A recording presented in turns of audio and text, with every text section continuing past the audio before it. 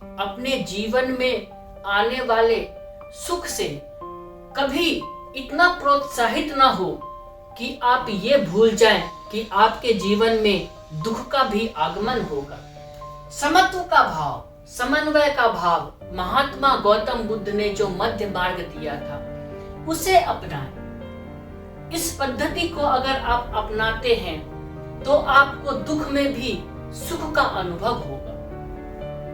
आप जब किसी चीज को अपने जीवन में इतना महत्व देने लगते हैं कि आपका जीवन उसके बगैर नीरस लगने लगता है, तभी आप दुख के काल चक्र में फंस जाते हैं। हमारे आपके जीवन में ऐसा कभी नहीं होगा कि सुख ही सुख होगा और ऐसा कभी नहीं होगा कि दुख ही दुख होगा।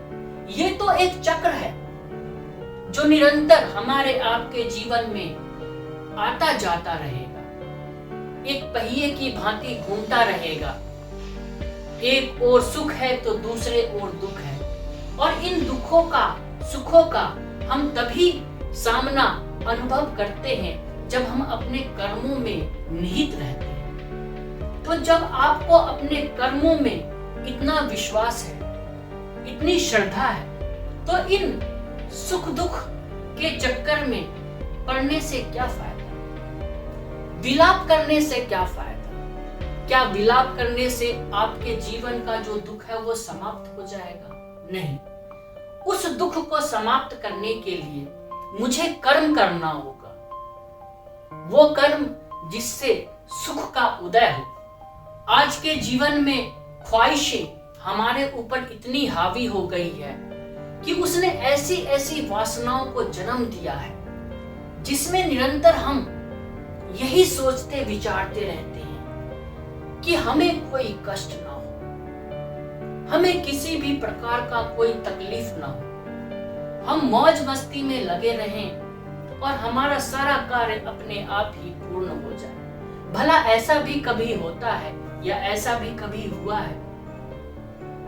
ऐसे में हम जिंदगी को जटिल कर रहे हैं, अपने ही जिंदगी को नहीं, अपने पारिवारिक जिंदगी को भी जटिल कर रहे हैं, और इससे उत्पन्न होने वाले अनेक विषाद हमें ऐसे ऐसे कुकृत्य करने पे मजबूर कर रहे हैं जो हम यद्यपि कभी करना नहीं चाहते, जिसके बारे में हम कभी सोचते नहीं। तो मेरे लिए हमेशा ही ये अनुचित है कि मैं केवल ये सोच के चलूं कि मेरे जीवन में तो केवल सुख का ही उदय होगा, दुख तो कभी आ ही नहीं सकता है।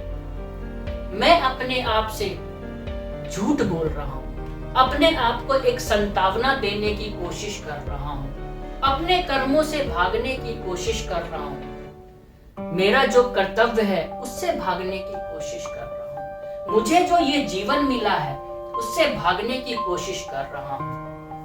अगर सुख दुख का चक्र हमारे जीवन से समाप्त हो जाए तो क्या हमारे अंदर जीने की ललक बची रहेगी?